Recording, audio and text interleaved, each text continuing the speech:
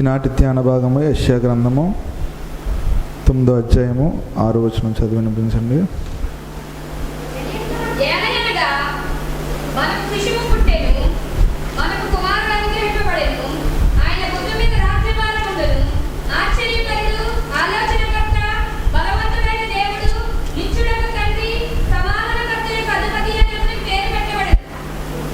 దేవునికి స్తోత్రం. హల్లెలూయా. ప్రభు నామమున కూడిన మీ అందరికీ ప్రత్యేక వందనాలు తెలియజేస్తున్నాను. మరి శుక్రవారం మనం మాట్లాడుకున్నట్లే శనివారం మన పాటను రిలీజ్ చేసే కృపను దేవుడు దయచేశాడు. దేవునికి స్తోత్రం. హల్లెలూయా. ఎంతోమంది చాలా పాజిటివ్గా స్పందించారు ఆ పాటను బట్టి. చాలామంది లిరిక్స్ బాగున్నాయని, మంచి గాత్రం అని చాలామంది పాజిటివ్గా దాని మీద స్పందించారు. మరి ఏదేమైనప్పటికీ సకలమైన మహిమ ఘనత ప్రభావంలో ఆ దేవునికే చెల్లునుగాక. దేవునికి స్తోత్రం. హల్లెలూయా. మరి మన సంఘ సభ్యులు ఎవరైనా షేర్ చేసి ఉంటే వాళ్ళందరికీ కూడా ప్రత్యేకంగా వందనాలు తెలియజేస్తున్నాను. మరి ఈరోజు మనం 2వ ఆదివారంలోకి వచ్చాం. మరి డిసెంబర్ నెల కూడా చాలా త్వరగా పూర్తయిపోతుంది. ఎంతమందికి రోజులు చాలా త్వరగా గడిచిపోతున్నట్టు అనిపిస్తుంది? చేతులు ఎత్తండి. కవొత్తులా కరిగిపోతున్నాయి రోజులు. దేవునికి స్తోత్రం. ఎలా అయిపోతుందో, ఉదయం ఎప్పుడు అవుతుందో రాత్రి ఎప్పుడు అయిపోతుందో తెలియట్లేదు. చాలా స్పీడ్గా జరుగుతుంది కాలమానం. మరి ఇలాంటి పరిస్థితిలో సమయం తొందరగా వెళ్ళిపోతున్నప్పుడు మనం ఏం చేయాలంటే సమయాన్ని సద్వినియోగం చేసుకునే వారిగా ఉండాలి. దేవునికి స్తోత్రం. హల్లెలూయా. మరి గత వారం మనం యేసుక్రీస్తు ప్రభు యొక్క జనన విధానంలో ఆయన జన్మించిన విధానంలో దాగి ఉన్న ఆత్మీయ సత్యాలను, మహిమలను, వింతలను మనం ధ్యానం మొదలుపెట్టాం. మరి ఈ వారం ఇంకా కొన్ని అంశాలు ఉన్నాయి. వాటన్నిటిని సవివరంగా నేర్చుకుందాం, తెలుసుకుందాం. దేవునికి స్తోత్రం. ఈ వారం మీరందరూ ఏం చేస్తారంటే, మీ చేతులు కరెక్ట్గా ఉన్నాయా?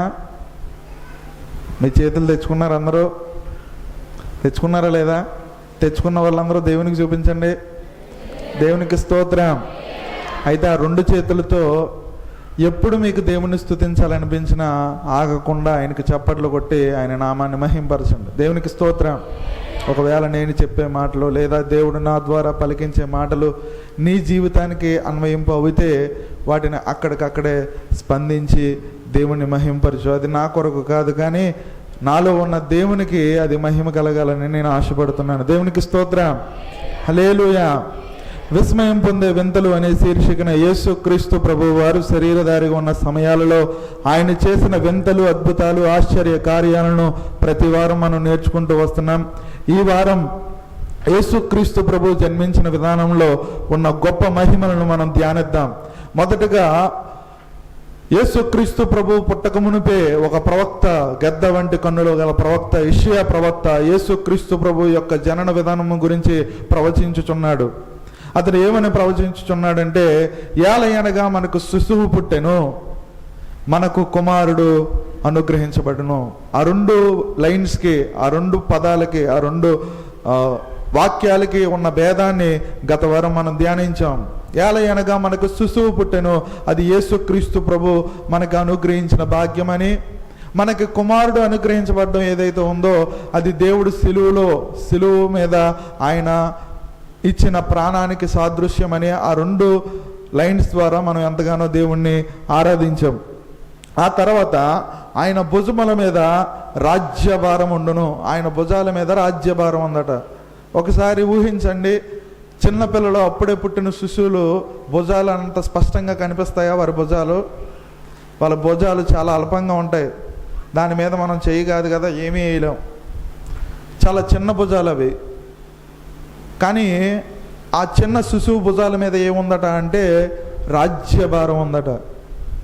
ఇక్కడ దేవుడు భౌతికమైన రాజ్యం యొక్క భారాన్ని ప్రస్తావించట్లేదు, కానీ ఆత్మీయ రాజ్య భారాన్ని ఇక్కడ ప్రభు ప్రస్తావిస్తున్నాడు. ఆయన రాజ్యం ఆత్మీయ రాజ్యమని, ఆయన రాజ్యం ప్రేమగల రాజ్యమని, ఆయన రాజ్యం పరలోక రాజ్యమని, ఆ పరలోక రాజ్యానికి అనేక మందిని తీసుకువెళ్ళడానికి భూమి మీద ఆయన రాజ్యాన్ని స్థాపించడమే ఆయన భుజాల మీద ఉన్న రాజ్య భారం అని ఇక్కడ యెషయా ప్రవక్త ముందుగానే ప్రస్తావిస్తున్నాడు. అయితే ఈ రాజ్యభారం ఉన్న వ్యక్తి, ఈ శిశువుగా పుట్టిన వ్యక్తి, కుమారుడిగా మనకు అనుగ్రహించబడిన వ్యక్తికి పేర్లు పెట్టడానికి అతను ప్రయత్నం చేస్తున్నాడు. పేర్లు పెట్టేటప్పుడు తెలుగులో ఆయన ఎలాంటి పేర్లు ఇచ్చాడు ఏంటట అంటే, ఆశ్చర్యకరుడు, ఆలోచనకర్త, బలవంతుడైన దేవుడు, నిత్యుడగు తండ్రి, సమాధానకర్త. మరొకసారి చెప్పండి, ఆశ్చర్యకరుడు, ఆలోచనకర్త, బలవంతుడైన దేవుడు, నిత్యుడగు తండ్రి, సమాధానకర్త. ఈ 5 పేర్ల గురించి మీరు చాలా చాలా చాలా చాలా చాలా కాలం నుంచి వింటున్నారు. అయితే ఈ పేర్ల గురించి వివరించే ముందు ఒక చిన్న అంశాన్ని మీకు వివరిస్తాను. ఆ తర్వాత ఈ పేర్ల గురించి మనం ధ్యానం చేద్దాం. ఇది ఏ నెల? డిసెంబర్ నెల.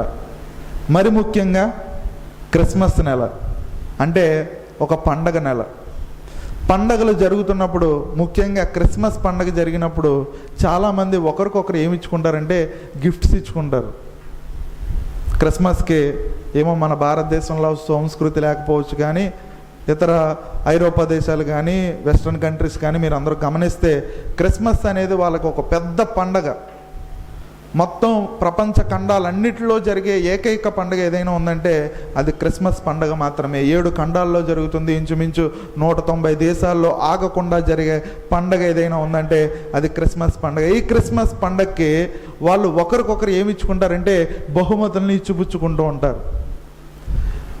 ఆ బహుమతుల్ని ఇచ్చిపుచ్చుకునే విధానంలో ఒక ఇంటి దగ్గర ఒక క్రిస్మస్ పార్టీ పెట్టారనుకోండి, ఆ బహుమతులన్నింటినీ ఎక్కడ డెకరేట్ చేస్తారంటే, అలంకరిస్తారంటే ఒక క్రిస్మస్ ట్రీని పెడతారు.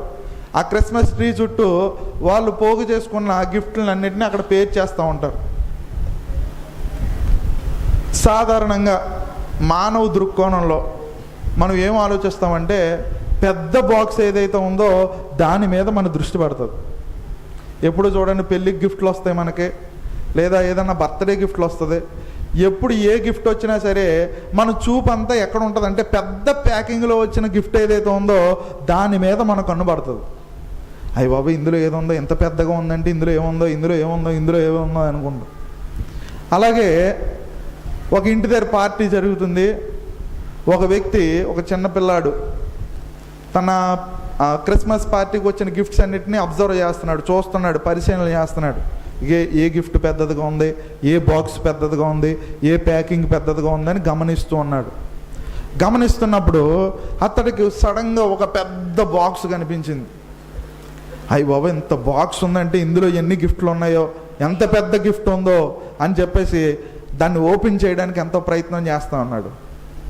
అయితే తన తండ్రి అతడికి ఏం తీసుకొచ్చాడంటే ఒక మంచి చిన్న బాక్స్ తీసుకొచ్చి, ఇదిగో నీ కొరకు ఈ బాక్స్ తెచ్చాను, ఇది నీ కోసం, చెల్లి కోసమేమో ఆ పెద్ద బాక్స్ తెచ్చాను అన్నాడు. లేదు నాన్న, నాకు ఆ పెద్ద బాక్సే కావాలి, నాకు ఈ చిన్న బాక్సు వద్దు, నాకు అది పెద్దగా చాలా బాగుంది, అందులో ఎన్ని గిఫ్ట్లు ఉన్నాయో, ఎంత పెద్ద గిఫ్ట్ ఉందో, నా దృష్టి అంతా పెద్ద బాక్స్ మీదే ఉంది కానీ చిన్న బాక్స్ మీద నాకు లేదురా కన్నా, నీ కోసం తెచ్చాను, ఇది చెల్లి కదా, వదిలే, ఈ బాక్స్ నువ్వు తీసుకో అని ఎంతగానో అడుగుతున్నాడు తండ్రి. కానీ చిన్న కుమారుడు అస్సలు ఎట్టి పరిస్థితిలో తండ్రి మాట వినడానికి ఇష్టపడలేదు. అయితే సరే, క్రిస్మస్ రోజు నిన్నెందుకు బాధ పెట్టడం, నీకు నచ్చినట్టే ఆ పెద్ద బాక్స్ని తీసుకొని పెద్ద బాక్స్ని తెచ్చేశాడు. పెద్ద బాక్స్ని తెచ్చి దాన్ని ఓపెన్ చేసే ప్రయత్నం చేశాడు. ఓపెన్ చేయగానే దానిలో పెద్ద టెడ్డీ బేర్ ఉంది. టెడ్డీ బేర్ చూసి ఎంతగానో ఆనందపడ్డాడు, సంతోషించాడు. అవును, నేను అనుకుంటున్నట్టే చాలా పెద్ద గిఫ్ట్ ఉంది ఇందులో, చాలా అద్భుతమైన గిఫ్ట్ ఉంది అని చాలా ఆనందపడ్డాడు. ఈలోగా తన గిఫ్ట్ ఏం చేశాడంటే చెల్లికి ఇచ్చేసాడు కదా, ఈసారి చెల్లి ఓపెన్ చేస్తుంది గిఫ్ట్. అన్నయ్య నా పెద్ద గిఫ్ట్ తీసేసుకున్నాడు, నాకేమో చిన్న గిఫ్టే ఇచ్చారు నాన్నగారు, ఏం చేయాలి అని ఏడుస్తూ ఆ గిఫ్ట్ని ఓపెన్ చేస్తుంది. ఓపెన్ చేస్తున్న సమయంలో ఆ గిఫ్ట్ పూర్తిగా ఓపెన్ చేసిన తర్వాత అందులో డైమండ్ రింగ్స్ ఉన్నాయి. సాధారణంగా చెప్పండి, ఒక్క డైమండ్ రింగ్తో ఈ రూమ్లో పట్టే అన్ని టెడ్డీ బేర్లు తెచ్చేయచ్చు. కానీ ఒక్క టెడ్డీ బేర్తో ఇలాంటి డైమండ్ రింగులు తేగలమా? తేలేము. ఒక పెద్ద బాక్స్ ఉంది, ఒక పెద్ద గిఫ్ట్ బాక్స్ ఉంది. అందులో గిఫ్ట్ విలువ చాలా తక్కువ. చిన్న బాక్స్ ఉంది, గిఫ్ట్ బాక్స్, కానీ అందులో ఉన్న విలువ చాలా పెద్దది. మీకు అర్థమైందా కదా? దేవునికి స్తోత్రం.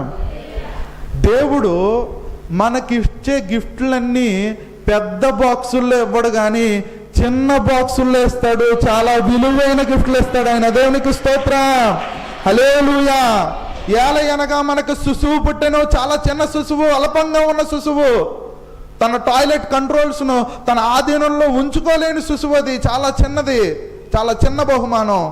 కానీ ఆ చిన్న బహుమానంలో దేవుడు ఏం దాచి ఉంచాడంటే ఈ లోకానికి సంబంధించిన రక్షణ ఆ చిన్న బాక్సులోనే దేవుడు దాచి ఉంచాడు. నీ జీవితంలో దేవుడు అనుగ్రహించే ఆశీర్వాదాలన్నీ నీకు చిన్నగా కనిపించవచ్చు, కానీ ఆ చిన్న బాక్సుల్లోనే గొప్ప ఆశీర్వాదాన్ని దాచి ఉంచిన దేవుడు నేను ప్రకటించే యేసుక్రీస్తు ప్రభు. ఆయనకు ఒకసారి ఆగకుండా చప్పట్లు కొట్టి ఆయన నామాన్ని మహింపరచండి. ఆయన చిన్న బాక్సులే ఇవ్వవచ్చు, కానీ ఆయన ఇచ్చే చిన్న బాక్సులోనే చాలా అద్భుతమైన బహుమానాన్ని దాచి ఉంచే దేవుడు. ఆ శిశువు చిన్నదే, ఆ పుట్టిన శిశువు చిన్నవాడే. అల్పంగా పుట్టాడు, అధమంగా పుట్టాడు, ఇల్లు లేకుండా పుట్టాడు, పశువుల పాకలో పుట్టాడు, పొత్లి కొట్టల్లో చుట్టబడి ఉన్నాడు, చాలా అల్పంగా ఉన్నాడు. అతడికి ఆదరణ చూపించే వాళ్ళు లేరు, అతన్ని ఆదుకునేవారు లేరు. చాలా చిన్నగా తక్కువ స్థాయిలో పుట్టాడు. కానీ ఆ చిన్న బాక్స్లో పుట్టిన ఆయన ఈ రోజు ఎలా మారిపోయాడంటే ప్రపంచానికే దేవుడిగా మారిపోయాడు. నీకు వచ్చే బహుమానం, నీ చేతిలో ఉన్న బహుమానం నీకు చిన్నదిగా అనిపించవచ్చు, కానీ ఆ చిన్న బహుమానంలోనే గొప్ప గొప్ప విషయాలను దాచి ఉంచే మహా గొప్ప దేవుడు. దేవునికి స్తోత్రం. చిన్న బహుమానమే, కానీ విలువైన బహుమానం. దేవునికి స్తోత్రం. అయితే ఈ చిన్న శిశువుగా పుట్టినవాడు, కుమారుడిగా మనకు అనుగ్రహించబడినవాడు, రాజ్య భారాన్ని మోస్తున్నవాడు, ఆయనకి పేరు పెట్టండి అని అడిగితే పేరు పెడుతున్నాడు. యెషయా ప్రవక్త ఏమంటున్నాడంటే ఆశ్చర్యకరుడు, ఆలోచనకర్త, బలవంతుడైన దేవుడు, నిత్యుడగు తండ్రి, సమాధానకర్త అని 5 పేర్లు, 5 నామకరణాలు అతడికి రాశాడు. కానీ ఒరిజినల్ వెర్షన్లో, బైబిల్ గ్రంథం యొక్క ఒరిజినల్ ప్రతుల్లో, కింగ్స్ జేమ్స్ వెర్షన్లో యేసుక్రీస్తు ప్రభువుకి 4 పేర్లే ఉన్నాయి. యేసుక్రీస్తు ప్రభువుకి మెయిన్ బైబిల్ వర్స్లో తర్జుమా చేసేటప్పుడు ఇలా డెఫర్ చేశారు, కానీ ఒరిజినల్ పేర్లు ఇంగ్లీష్లో చెప్తాను, జాగ్రత్తగా వినండి. Wonderful councillor. మొదటి పేరు వండర్ఫుల్ కౌన్సిలర్. అంటే వండర్ఫుల్ అంటే ఆశ్చర్యకరుడని, కౌన్సిలర్ అంటే ఆలోచనలు చెప్పేవాడు, ఆలోచనకర్త అని. దాన్ని రెండు పేర్లుగా చేశారు. మీకు అర్థమవుతుందా? రెండోది మైటీ గాడ్, బలవంతుడైన దేవుడు. మూడోది ఎవర్ లాస్టింగ్ ఫాదర్, నిత్యుడగు తండ్రి. నాలుగోది సమాధానకర్త, ప్రిన్స్ ఆఫ్ పీస్. ఈ 4 నామకరణాలని యెషయా ప్రవక్త యేసుక్రీస్తు ప్రభువుకి పెట్టాడు.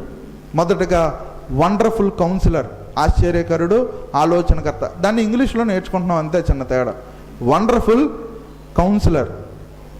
కౌన్సిలర్ అంటే ఈ మధ్యకాలంలో సైకాలజీకి సంబంధించిన టెర్మినాలజీ ఏంటంటే కౌన్సిలేషన్ ఎక్కువ ఇస్తున్నారు. పేరెంట్ కౌన్సిలేషన్, టీచర్స్ కౌన్సిలింగ్ అని, కౌన్సిలేషన్స్ అని. సో ఈ విధంగా సైకాలజీ పరంగా చాలామంది మానసికంగా ఇబ్బంది పడుతున్న వారికి కౌన్సిలింగ్ ఇస్తున్నారు. దాన్ని ఏమంటారంటే కౌన్సిలేషన్ అంటారు. It is not meant for the conciliation, it is different. Counsellor అంటే ఇంకో రకంగా మనం తర్జుమా చేస్తే దాన్ని ఎలా పిలవచ్చు అంటే అడ్వకేట్ అని పిలవచ్చు. ఏంటంటే న్యాయవాది. వండర్ఫుల్ న్యాయవాది, తెలుగులో చెప్పాలంటే అద్భుతమైన న్యాయవాది. అద్భుతమైన న్యాయవాద, ఆయన ఎక్కడ మనకు న్యాయం చేస్తున్నాడు, ఆయన ఎక్కడ వాదిస్తున్నాడు అని మీరు ప్రశ్నించవచ్చు. ఒకసారి జాగ్రత్తగా నా ఈ మాటలు వినండి. యేసుక్రీస్తు ప్రభు మన కోసం న్యాయవాదిగా పనిచేస్తున్నాడు. ఆయన మన కోసం న్యాయవాదిగా పనిచేయడం ఏంటి? ఆయన మన కోసం వాదించడం ఏంటి? మన కోసం కోర్టులు ఎక్కడం ఏంటి? మన కోసం కోర్టు మెట్ల వెంట పరిగెట్టడం ఏంటి? ఆయన న్యాయం తీర్చాల్సిన అవసరం ఏముందని చాలామంది ప్రశ్నించవచ్చు.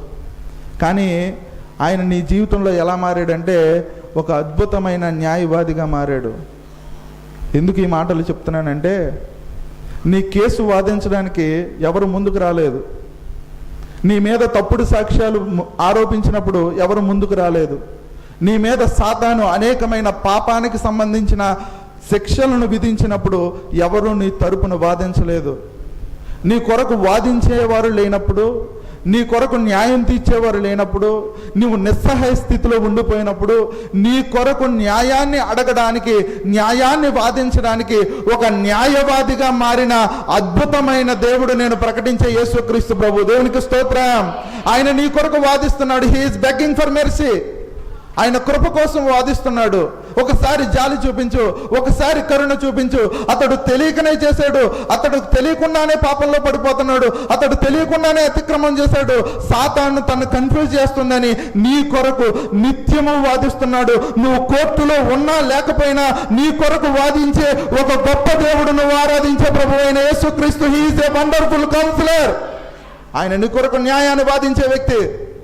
ఈరోజు మన కొరకు న్యాయం మాట్లాడేవారు ఈ లోకంలో ఎవరు లేరు. అయ్యా న్యాయం మాట్లాడని నేను ఎవరినైనా పెద్ద మనిషిని తీసుకొచ్చినప్పుడు డబ్బు ఎవడైతే ఎక్కువ ఇస్తాడో, డబ్బు ఎవరి దగ్గర అయితే ఎక్కువ ఉందో వాళ్ళకి న్యాయం చెప్పిపోతారు తప్ప నిజమైన న్యాయాన్ని తీర్చే న్యాయవాది ఈ లోకంలో లేరు. కానీ ఒక్కడు ఉన్నాడు పరలోకంలో. ఆయన పేరు ప్రభు అయిన యేసుక్రీస్తు. Is a wonderful councillor. ఆయన అద్భుతమైన న్యాయవాది. ఎందుకు ఇంత గట్టిగా చెప్తున్నానంటే, నీ కొరకు నువ్వు లేకపోయినా సరే నీ కొరకు న్యాయం తీర్చే న్యాయాధిపతి యేసుక్రీస్తు ప్రభువు. నీ తండ్రి అయిన దేవుడు అడుగుతున్నాడు, ఇతడు అన్యాయస్తుడు, ఇతడు దుర్మార్గుడు, ఇతడు దోషి, ఇతడు అతిక్రమం చేసిన వాడు, ఇతడు పాపి, ఇతడు ఎంతగానో నరకానికి పోవాల్సిన వ్యక్తి.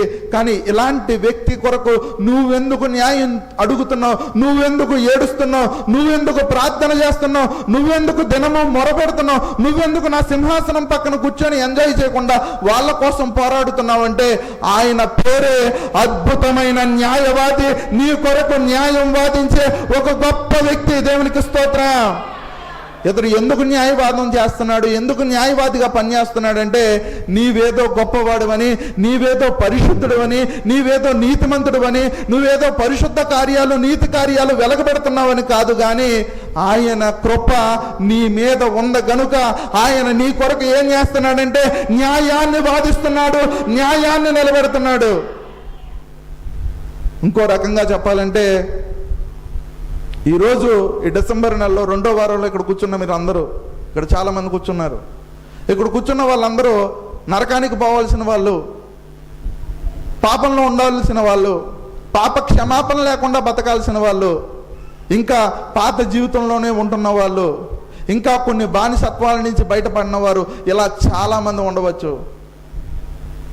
ఇంకో రకంగా చెప్పాలంటే, మన కార్యాలను బట్టి మనమే సిగ్గుపడే గొప్ప గొప్ప దుర్మార్గమైన కార్యాలు మన జీవితంలో మనం చేసాం. ఎన్నో పాపాలు చేసాం, ఎన్నో శాపాలు కొని తెచ్చుకున్నాం, ఎంతగానో దేవుణ్ణి బాధ పెట్టాం, ఎంతగానో దేవుని మనస్సుకు నొప్పించే కార్యాలు చేసాం.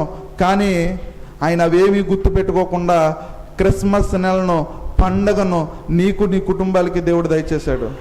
దేవునికి స్తోత్రం. ఆగకుండా ఒకసారి చప్పట్లు కొడతారు ఆయన నామాన్ని బట్టి. ఇక్కడ కూర్చున్న వాళ్ళు ఎవరు ఆయన ప్రేమకు యోగ్యులు కాదు. ఇక్కడ కూర్చున్న వాళ్ళు ఎవరు ఆయన కృపకు అర్హులు కాదు. ఇక్కడ కూర్చున్న వాళ్ళు ఎవరు ఆయన వాత్సల్యానికి అర్హులు కాదు. కానీ అర్హత తెచ్చిపెట్టిన వాడు యేసు మాత్రమే. ఆయన నీకు అర్హత తెచ్చిపెట్టాడు. నీకు అర్హత లేదమ్మా, నీకు అర్హత లేదన్నా, నీకేమాత్రం బ్రతకడానికి అర్హత లేకపోయినా ఆయన నీ కొరకు వాదించాడు, రొమ్ము కొట్టుకున్నాడు. అయ్యా ఒక్కసారి క్షమించు, ఈ సంవత్సరం ఉండనిచ్చు, ఈ సంవత్సరం ఉండనేమో, ఒక అద్భుతాన్ని చూపిస్తాను, అతడి జీవితాన్ని మారుస్తాను, దయచేసి అని నీ కొరకు ఏడ్చి న్యాయాన్ని వాదించిన న్యాయాధిపతి నేను ప్రకటించే యేసుక్రీస్తు ప్రభు. ఆగకుండా ఆయనకు 10 సెకండ్ల పాటు గట్టిగా చప్పట్లు కొట్టి దేవుని మహిమపడదాం. ఆయన మన కేసును వాదిస్తున్నాడు, ఆయన మన దోష శిక్షను తగ్గిస్తున్నాడు. ఎప్పుడో చచ్చిపోవాలి. నువ్వు చేసిన పాపాలను బట్టి, నువ్వు చేసే కార్యాలను బట్టి, నువ్వు చేసే దోషాలను బట్టి, నువ్వు చేసే పనులు బట్టి, దేవుడి పట్ల నువ్వు చూపించే నిర్లక్ష్య వైఖరిని బట్టి ఎప్పుడో నిన్ను చంపేసి పాతిపెట్టేయాలి. కానీ నీకు ప్రతి సంవత్సరము ఒక్క అవకాశాన్ని ఎందుకు ఇస్తున్నాడు తెలుసా? He is counselling you, he is a wonderful councillor, he is advocating you. ఆయన నీ కొరకు వాదిస్తూ ఉన్నాడు. ఆయన వాదనలు బట్టి నువ్వు బతికిపోతున్నావు. ఒకవేళ ఆయన వాదించకపోతే నీ పరిస్థితి ఏంటి? ఆయన నీ కేసు తీసుకోకపోతే నీ పరిస్థితి ఏంటి?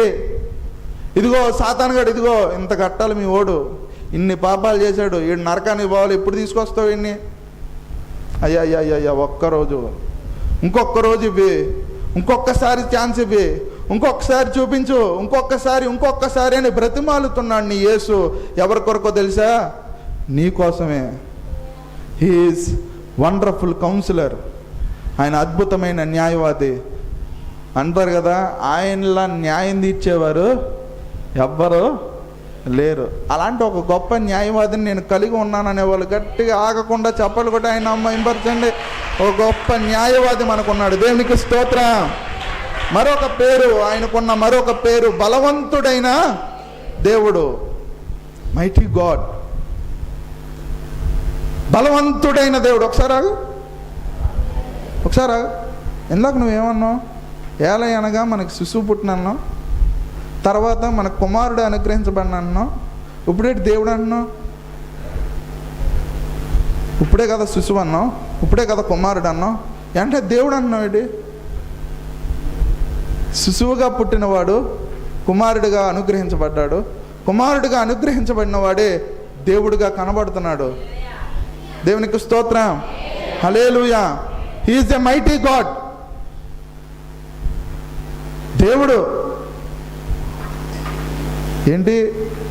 ఇప్పుడు పశువుల పాకలో పుట్టినవాడు దేవుడా? ఇప్పుడు మరియ గర్భాన పుట్టినవాడు దేవుడా? ఇప్పుడు బెత్లెహేం అనే గ్రామంలో ఎవ్వరూ శబ్దం చేయలేని ఆ పరిస్థితుల్లో గొర్రెల కాపర్లకి, జ్ఞానులకి, అందరికీ తెలిసినట్టు ఒక వ్యక్తి పుట్టాడు కదా. ఆ వ్యక్తి దేవుడా? అవును, దేవుడు. మామూలు దేవుడు కాదు, బలవంతుడైన దేవుడు.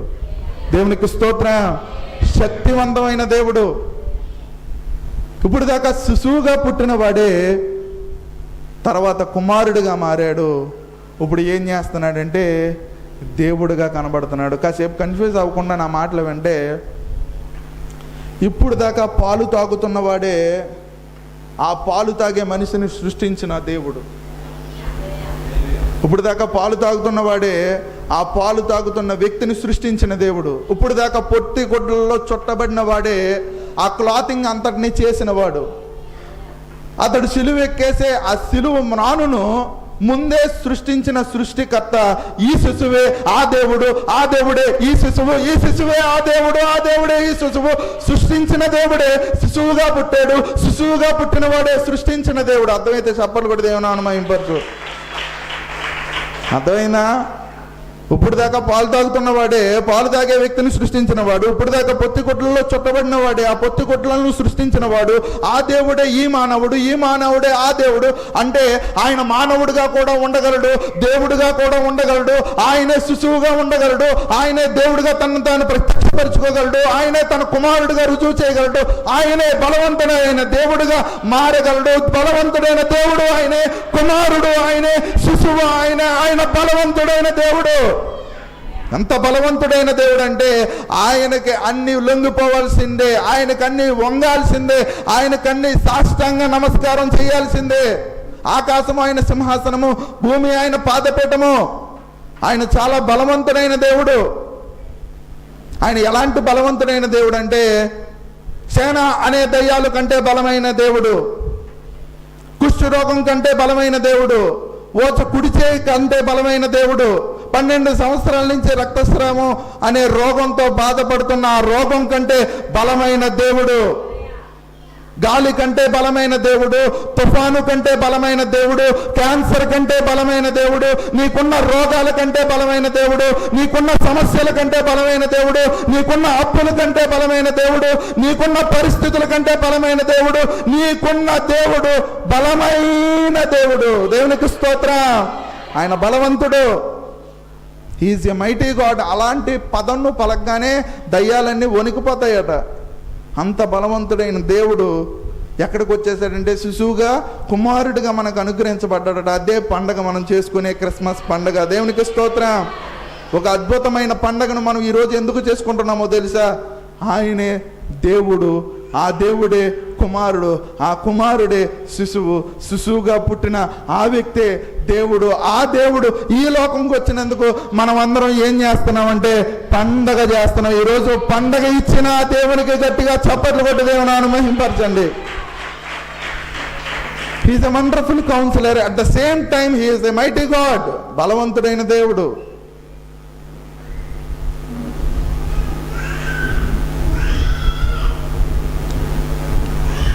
నెక్స్ట్ ఇంకో రకంగా చెప్పాలంటే, నువ్వు దేవుడని ఒప్పుకున్నా ఒప్పుకోకపోయినా ఆయన దేవుడే. దేవునికి స్తోత్రం. నువ్వు ఒప్పుకున్నా దేవుడే, నువ్వు ఒప్పుకోకపోయినా దేవుడే. ఆయనకి మించింది లేదు, ఆయనకంటే తగ్గేది లేదు. అంటే నువ్వు ఎంత దేన స్థితిలో ఉన్నా దానికంటే ఇంకా దేన స్థితిలో దేవుడు నీకు మ్యాచ్ అవ్వగలడు. గత వారం నేను చెప్పినట్టు, నువ్వు ఎంత పై స్థాయికి వెళ్ళిపోయినా ఆ పై స్థాయిలో కూడా దేవుడు నీకు మ్యాచ్ అవ్వగలడు, కనెక్ట్ అవ్వగలడు. ఇలా కనెక్ట్ అయ్యే దేవుడిని మనం ఆరాధిస్తున్నాం. దేవునికి స్తోత్రం. ఇప్పుడు ఈయన ఎలా మారాడంటే, నిత్యుడకు ఎవర్ లాస్టింగ్ ఫాదర్, నిత్యుడకు తండ్రి. ఇందాక శిశువు అన్నాం, తర్వాత కుమారుడు అన్నాం. కుమారుడు నాన్న కుమారుడా, కుమారుడు నాన్న అంటే నాన్నే కుమారుడా, కుమారుడే నాన్న? ఏదో తేడాగా ఉందేటి ఇది, అసలు సెట్ అవుతలేదు. మళ్ళీ చెప్పమ్మా ఆ వచనాన్ని ఒకసారి మళ్ళీ చదవండి. ఆశ్చర్యకరుడు, ఆలోచనకర్త, బలవంతుడైన దేవుడు, నిత్యుడకు. అదేంటి ఆయన కుమారుడు కదా, తండ్రి అంటున్నావు ఏంటి? ఇప్పుడు దాన్ని మనం ప్రస్తావించే ముందు యేసుక్రీస్తు ప్రభు మనతో ఒక ప్రత్యేకమైన ఆత్మీయ సంబంధాన్ని, ఒక పర్సనల్ రిలేషన్షిప్ని ఎక్స్పెక్ట్ చేస్తున్నాడు. ఆయన దేవుడి దగ్గర ఆగిపోవట్లేదు. He want to be personal with you. ఆయన నీతో ఒక పర్సనల్గా ఒక బంధాన్ని ఏర్పరచాలనుకుంటున్నాడు. ఈ లోకంలో గొప్ప సంబంధాల్లో ఒక సంబంధం ఏంటంటే తండ్రి కుమారుడు కుమార్తెల సంబంధం. అది విడదీయలేనిది. ఓ తండ్రికి తన పిల్లలకి మధ్య ఉన్న బంధం చాలా అద్భుతమైనది. ఆ అద్భుతమైన బంధాన్ని నీతో ఏర్పరచుకోవాలనుకుంటున్నాడు. He want to be personal with you. అంటే నీతో ఒక పర్సనల్గా రిలేషన్షిప్ని మెయింటైన్ చేయాలనుకుంటున్నాడు దేవుడుగా, బలవంతుడైన దేవుడుగా, సృష్టికర్తగా మాత్రమే ఉండిపోవాలనుకోవట్లేదు. కానీ ఆయన ఏమనుకుంటున్నాడంటే నీతో తండ్రిగా ఉండాలనుకుంటున్నాడు. ఆయనే కుమారుడు, ఆయనే తండ్రి. దేవునికి స్తోత్రం. కాసేపు మిమ్మల్ని అందరినీ కన్ఫ్యూజ్ చేస్తాను, జాగ్రత్తగా వినండి. నిజంగా కన్ఫ్యూజ్ చేస్తాను. మేమందరం కన్ఫ్యూజ్ అవుతామన్న వాళ్ళందరూ చేతులు ఎత్తండి. దేవునికి స్తోత్రం. ఒక్కరు కూడా ఎత్తలేదు, కానీ నేను మాత్రం కన్ఫ్యూజ్ చేస్తాను. దేవునికి స్తోత్రం. కుమారుడు, తండ్రి. ఆయనే కుమారుడు, ఆయనే తండ్రి. అంటే ఇంకో రకంగా చెప్పాలంటే, ఎవరైతే తండ్రి పాత్రను వేస్తున్నాడో అతడే కుమారుడుగా కూడా పనిచేస్తున్నాడు. ఎవరైతే శిశువుగా పుట్టాడో అతడే దేవుడిగా ప్రవర్తిస్తున్నాడు. ఎవరైతే కుమారుడిగా మనకు అనుగ్రహించబడ్డాడో అతడే సమాధానకర్త అయిన తండ్రిగా వ్యవహరిస్తున్నాడు. తండ్రే కుమారుడు, కుమారుడే తండ్రి. కానీ ఇంకో రకంగా చెప్పాలంటే కొంతమంది దీన్ని త్రిత్వం అంటారు. కానీ ఒకే ఒక్క దేవుడుగా ఉన్నాడు. ఈ ఒక్కగాను ఉన్న దేవుడే ముగ్గురు దేవుళ్ళుగా, అంటే త్రిత్వంగా మనం నమ్ముతున్నాం. త్రిత్వం అయినప్పటికీ వీళ్ళందరూ ఒకటే. మనకున్న దేవుడు ఒక్కడే ఉన్న దేవుడు, అతడే తండ్రి కుమార పరిశుద్ధాత్ముడు. పరిశుద్ధాత్ముడు తండ్రి కుమారుడుగా ఉన్న ఈ దేవుడే ఏకైక దేవుడు. వీళ్ళ ముగ్గురు వేరు కాదు, వీళ్ళ ముగ్గురు ఒకటే. కానీ దాన్నే మనం ఏమంటున్నాం అంటే త్రిత్వం అంటున్నాం. ఏమన్నా అర్థమైందా? అర్థమైతే దేవునికి స్తోత్రం, అర్థం కాకపోతే ప్రభు స్తోత్రం. దేవునికి స్తోత్రం. హల్లెలూయా. అంటే తండ్రిగా ఉన్నవాడే కుమారుడిగా ప్రవర్తిస్తున్నాడు, కుమారుడిగా ఉన్నవాడే తండ్రిగా కూడా వ్యవహరిస్తున్నాడు. అంటే తండ్రి కుమారులు పరిశుద్ధాత్మలు వీళ్ళ ముగ్గురిని అర్థం చేసుకోవడం మానవ జ్ఞానానికి అందిన సంగతి ఇది కాదు. సింపుల్గా చెప్పాలంటే ఆయన ఏది చెయ్యాలనుకున్నా అతనిలోనే దాగి ఉంది అదంతా. ఆయనకి బయట ప్రత్యేకంగా ఇంకోటి అవసరం లేదు.